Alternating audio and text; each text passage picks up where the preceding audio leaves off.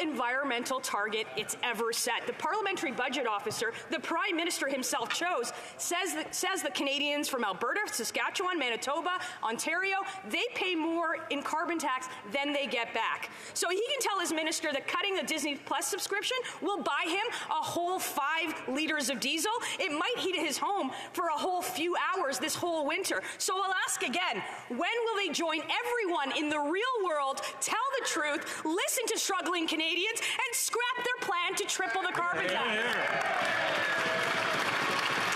The Honourable Parliamentary Secretary to the Minister of Environment. You know, Mr. Speaker, the other day I listened to the MP for Mission Matsqui Fraser Canyon, who spoke so eloquently about his community, especially the community of Lytton, BC, Mr. Speaker, because we all know that Lytton burned to the ground. The temperatures reached 50 degrees C in the worst environmental disaster, the worst climate catastrophe in our history, Mr. Speaker.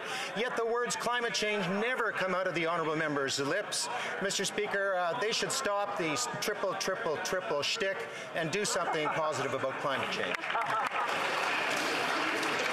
Before we go to the next question, I just want to remind the honourable members, especially certain members with deep voices that carry wonderfully. Unfortunately, someone is trying to answer a question, and usually it's from the party that is out there. And I'm sure that the individuals who do shout out or speak loudly don't want to be named, because that would be embarrassing to them, their families, and their ridings. The honourable member for Charlesbourg, Haute-Saint-Charles. Mr. Speaker, in a survey of members of the Canadian Federation of Independent Business, 94% of Quebec and Canadian companies say rising prices are due to transportation and fuel costs. 80% of businesses say government fees and charges are significant drivers of price increases. And you know what, Mr. Speaker?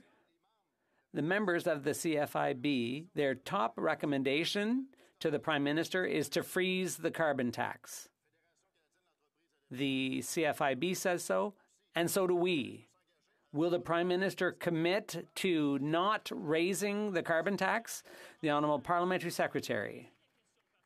I appreciate the question, because what business is telling us, especially the CFIB, is that we need to support our SMEs. And what we announced in the economic statement was we want to manage the credit card system to support small and medium-sized businesses, reduce fees from the big banks, and if the situation can't be resolved through negotiation, we will use legislation. That's the support we're giving small and medium-sized business in Canada. The honourable member for Charlesbourg, Haute-Saint-Charles.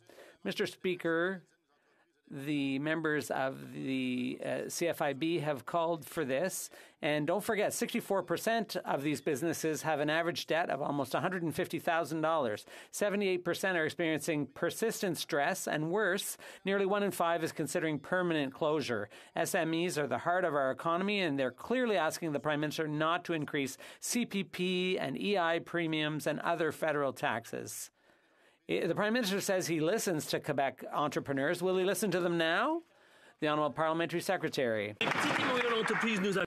Small and medium-sized businesses have frequently spoken to us, and in the fall economic statement, we also referred to this situation. What we've said is we're going to support SMEs, and what we're going to do is use... We will also ensure that there are new sustainable jobs under the Union Training and Innovation Program. The last part is critical to enterprises. What we're doing is ensuring, by getting tough with share buybacks, that people are supporting their employees and not their board of directors. Merci. The honourable member for La Pointe de l'Île. Mr. Speaker, remember Michael